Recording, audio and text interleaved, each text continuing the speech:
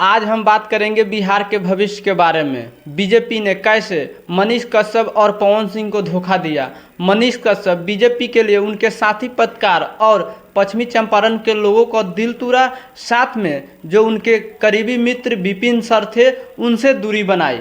और पवन सिंह जो बीजेपी के लिए काफ़ी दिनों से उनके कार्यकर्ता थे, आखिरकार उनको क्यों नहीं बीजेपी आगे बढ़ा पाई, इसी विषय पर हम विस्तार से बात करेंगे। तो सबसे पहले हम जान लेते हैं मनीष कश्यप के बारे में।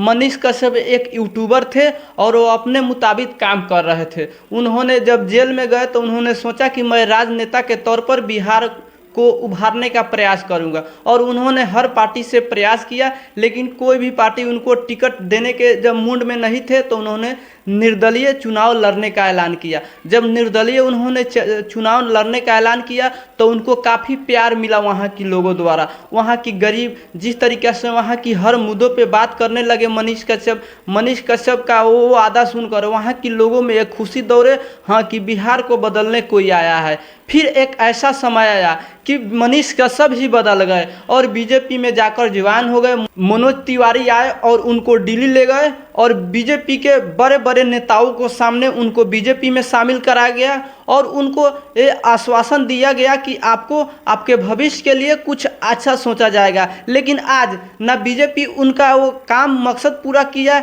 वो साफ तौर पे मनीष कश्यप बोल रहे हैं कि अब बीजेपी जो अपने वादा था वो कुछ नहीं कर रहा है। जिस तरीके से उनके साथ वादा किया गया था कि आप चुनाव नहीं लड़िएगा तभी उस गरीबों का काम कराने के लिए आप आगे बढ़िएगा, उस मजदूरों का काम करने के लिए आप आगे बढ़िएगा, वो हर काम आप पूरा करवाइएगा जो गरीबों के लिए हो। और आज उनके लिए कुछ भी नहीं किया जा रहा है। राज्यसभा हो जो जाति के नाम पर भेजा जा रहा है, एमएलसी का हो जो भी जाति के नाम पर भेजा जा रहा है, और मनीष कश्यप जो बिहार के बारे में सोचते हैं उनको बीजेपी ने आखिरकार धोखा ही धोखा मिल रहा है। जिस तरीके से अभी मनीष कश्यप का फेसबुक हैक हो गया, बोल रहे हैं मनीष कश्यप की पाकिस्तान के लोगों ने मेरा फेसबुक हैक कर लिया है, और इसको लेकर आज तक बीजेपी के कोई भी नेता एक कॉल भी बात नहीं किए कि हाँ कि आपका फेसबुक वापस आए कि नहीं आए। और मनोज तिवारी खासकर जिन्होंने बीजेपी में ज्वाइन कराए थे, उन्होंने तो दिल्ली में जाकर अपना प्रचार भी किया मनोज तिवारी के लिए और मनोज तिवारी को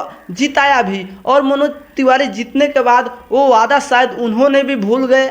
आखिरकार आज मनीष कश्यप हर एक पत्रकार सोशल मीडिया के साथ जुड़ रहे हैं और अपने दुख को प्रकट कर रहे हैं। उन्होंने तो अपने करीबी मित्र जिस तरीके से विपिन सर है उनसे दुश्मनी मोल ली, और दुश्मनी मोलते हुए काफ़ी आगे तक विवाद चल गई। उन दोनों में तो इतना विवाद बढ़ा है कि वो दोनों आमने सामने हो गए, दोनों ने एक दूसरे के ऊपर काफ़ी गंदी गंदी टिप्पणी भी की। लेकिन आज जब मनीष कश्यप ने ये मान ली कि मुझसे गलत हुआ है तो उन्होंने भी आज विपिन सर मुखिया ने भी उनको कह दिया है कि हाँ आपका भूल होगा, आपने मान लिया तो जो मान लिया है वो गलत नहीं होते।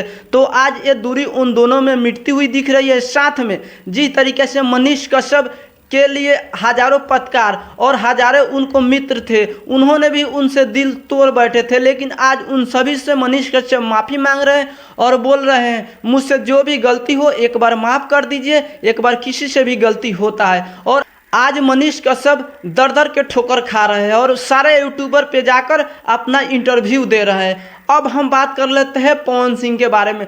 पवन सिंह तो 15 वर्षों से बीजेपी के एक कार्यकर्ता थे, बीजेपी के हर चुनाव में स्टार प्रचारक थे, हर जगह जाते थे, अपने स्टेट के माध्यम से बीजेपी के लिए वोट मांगते थे। लेकिन जब वो चुनाव लड़ने के आए तो उनको बंगाल के आसनसोल दिया गया, लेकिन वो बंगाल का आसनसोल वो नहीं चाहते थे कि मैं लूँ, क्योंकि वो बंगाल के ऊपर गाना गाए थे। उन्होंने बीजेपी के नेताओं को साफ तौर पर कह दिया कि मैं आसनसोल से चुनाव नहीं लड़ूंगा, लेकिन बीजेपी के नेताओं ने उनके लिए बिहार में कोई एक सीट उपस्थित नहीं करा पाए, और इसलिए पवन सिंह आखिरकार उस पार्टी से इस्तीफा दिए और निर्दलीय चुनाव लड़ गए काराकाट से। और काराकाट से जब वो चुनाव लड़े तो बीजेपी के बड़े बड़े नेता उनको हराने के लिए मैदान में आ गए। भारत के प्रधानमंत्री नरेंद्र मोदी हो, चाहे बिहार के सबसे बड़े नेता मान के चलिए मुख्यमंत्री नीतीश कुमार, जो कई बारों से लगातार बिहार के मुख्यमंत्री है, जो यहाँ अभी उभरते हुए सितारा जो चिराग पासवान है, बिहार के हर राजनेता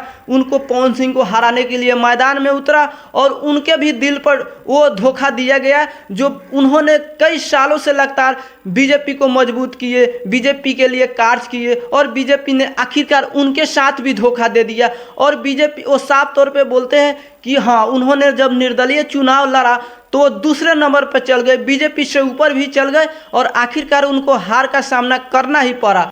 लेकिन फिर भी पवन सिंह नहीं टूटे और डट के अपने प्रयास करते रहे। फिर उन्होंने अपना सॉन्ग बनाना, फिल्म बनाना शुरू किए, लेकिन उन्होंने साफ तौर पे कहे कि मैं कारा काट के नहीं छोड़ूंगा और आने वाले चुनाव में फिर से मजबूती के साथ चुनाव लड़ूंगा। अब बात कर लेते हैं कि आखिरकार बिहार के जो राजनेता है वो जो यहाँ की युवाओं है उसको आगे क्यों नहीं बढ़ने देता है। तो हम सबसे पहले बात कर लेते हैं कि आरजेडी और कांग्रेस को। तो आरजेडी और कांग्रेस की ओर से कन्हैया कुमार, पप्पू यादव, हिना साहब, इस सारे बड़े बड़े नेताओं को टिकट नहीं दिया गया बिहार से, क्योंकि अगर बिहार को आगे बढ़ाना है तो सारे जो पॉजिटिव सोच रखते हैं उनको आगे बढ़ने देना होगा। जिस तरीके से कन्हैया कुमार है जो बहुत पढ़े लिखे, बहुत बुद्धिमान व्यक्ति है और वो बिहार को आगे बढ़ाना चाहते हैं। जब उनको बिहार में सीट नहीं मिला तो वो जाकर दिल्ली से लड़े, लेकिन वो चुनाव हार गए। लेकिन वो चाहते थे कि मैं बेगूसराय से चुनाव लड़ूं। और अब बात कर लेते हैं पप्पू यादव। पप्पू यादव भी चाहते थे कि आरजेडी हो या कांग्रेस हो,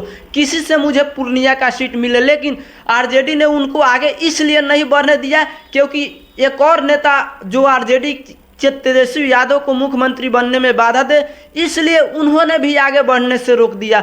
और वहीं जो खुद मनीष कश्यप और पवन सिंह, ये दोनों बिहार के एक बड़े चेहरा है, इनको भी आगे नहीं बढ़ने दिया बीजेपी। और पूरे पार्टियां मिलकर नहीं चाहते हैं कि कोई बिहार का युवा आगे बढ़े और बिहार का सुधारे। अगर इन सारे जैसा युवाओं आगे बढ़ेगा तो बिहार निश्चित तौर पे सुधरेगा। आज की स्थिति बिहार में यह है कि हर दिन क्राइम पे क्राइम बढ़ते जा रहा है, हर दिन जो भ्रष्टाचार है वो बढ़ते जा रहा है, हर चीज़ में घूसखोरी बढ़ते जा रहा है।